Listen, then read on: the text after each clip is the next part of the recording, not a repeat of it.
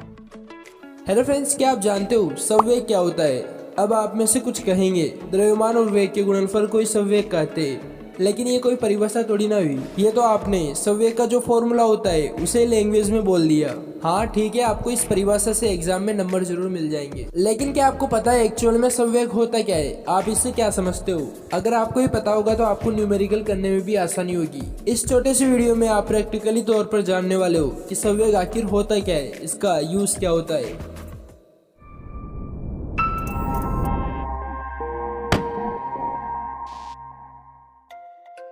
किताबी लैंग्वेज को दूर रखते हुए प्रैक्टिकली तौर पर जानते हैं जीवाश्म में कि मोमेंटम आखिर होता क्या है। जैसे यहाँ पर ये एक कांच की सीट है, कोई ग्लास है, कोई खिड़की मान लो आप, बस ये कांच से बनी हुई है। अब हमें इसे तोड़ना है यहाँ पर रखी हुई कुछ रबर की बॉलों से। हमें इस गिलास को तोड़ने के लिए ओबियसली इस बॉल को गिलास के मारना होगा। जैसे मान लो मैंने इस बॉल को कुछ वेग से इस गिलास के मारा, लेकिन गिलास नहीं टूटा। ऐसा क्यों? अब यहाँ पर सबका कॉमन आंसर ये होगा कि इस बॉल का वेग कम था। अगर हम इस बॉल को और ज़्यादा वेग से फेंकते, ज़्यादा स्पीड से फेंकते, ज़्यादा वेलोसिटी से फेंकते तो हो सकता था ग्लास टूट जाता। लेकिन अगर मैं यहाँ पर एक कंडीशन रख दूँ, आप इस बॉल की वेलोसिटी को बढ़ा या घटा नहीं सकते। क्या तब भी कोई ऐसा तरीका है इससे हम बिना बॉल की वेलोसिटी चेंज किए इस गिलास को तोड़ दें? हाँ, एक आइडिया है। अगर हम इस बॉल का मास बढ़ा दे, इस बॉल का द्रव्यमान बढ़ा दे और इसे सेम उसी वेलोसिटी से, सेम उसी वेग से इस बॉल को इस ग्लास पर फेंके तो ग्लास टूट सकता है, राइट? लेकिन इस बॉल का मिनिमम कितना मास होना चाहिए ताकि ये इस ग्लास को तोड़ सके? या फिर मैं इस बॉल के वेग को थोड़ा कम करूँ तो मुझे इस बॉल के मास को कितना बढ़ाना होगा? या फिर मैं इस बॉल का मास बढ़ाऊँ तो मुझे वेग कितना घटाना होगा? ऐसी प्रॉब्लम सॉल्व करने के लिए, ऐसी कैलकुलेशन करने के लिए हमें ज़रूरत पड़ती है संवेग की। जी हाँ, मोमेंटम से हम ये सब कर सकते हैं।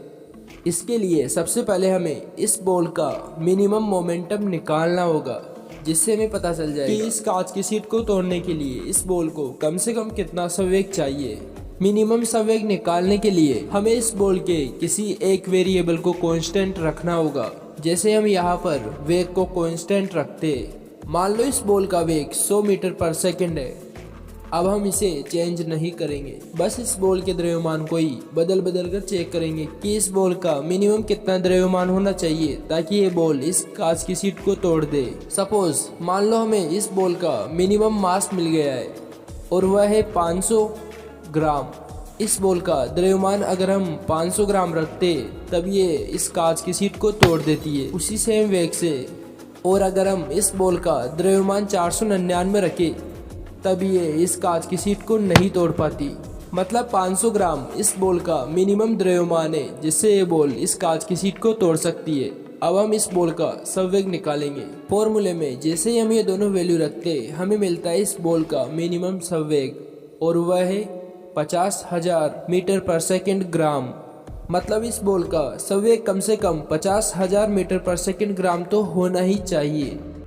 भले ही आप चाहो तो इस फॉर्मूले में रखी हुई बॉल की वेलोसिटी या मास को आप घटा या बढ़ा सकते हो। अगर मान लो आप इस बॉल की वेलोसिटी को बढ़ाना चाहते हो तो आपको इस फॉर्मूले से पता चल जाएगा कि आपको इस बॉल के मास को कम से कम कितना घटाना होगा ताकि ये इस कांच की सीट को तोड़ दे। या वही अगर आप इस बॉल के द्रव्यमान को बढ़ाना चाहते हो तो आपको इस फॉर्मूले से पता चल जाएगा कि आपको इस बॉल की वेलोसिटी कम से कम कितनी कम करनी होगी ताकि ये इस कांच की सीट को तोड़ दे। फॉर एग्जाम्पल के लिए अगर मैं इस बॉल की वेलोसिटी को बढ़ाकर 1000 मीटर यानी 1 किलोमीटर पर सेकंड कर दूं तो इस फॉर्मूले के अनुसार इस कांच की सीट को तोड़ने के लिए बॉल का मास 50 ग्राम तो होना ही चाहिए। अगर 50 ग्राम से कम होगा तो ये सीट नहीं टूटेगी। यहाँ पर मैंने ये बॉल और कांच की सीट आपको समझाने के लिए बताया था। अब आपको इससे आइडिया लग गया होगा कि संवेग का यूज़ कहाँ कहाँ कर सकते हैं, संवेग एक्चुअल में होता क्या है। अगर अब भी आपको कोई डाउट या कन्फ्यूज़न हो तो आप मुझे पर्सनली इंस्टाग्राम पर मैसेज कर सकते हो सकता है वहाँ आपका कन्फ्यूज़न क्लियर हो जाए।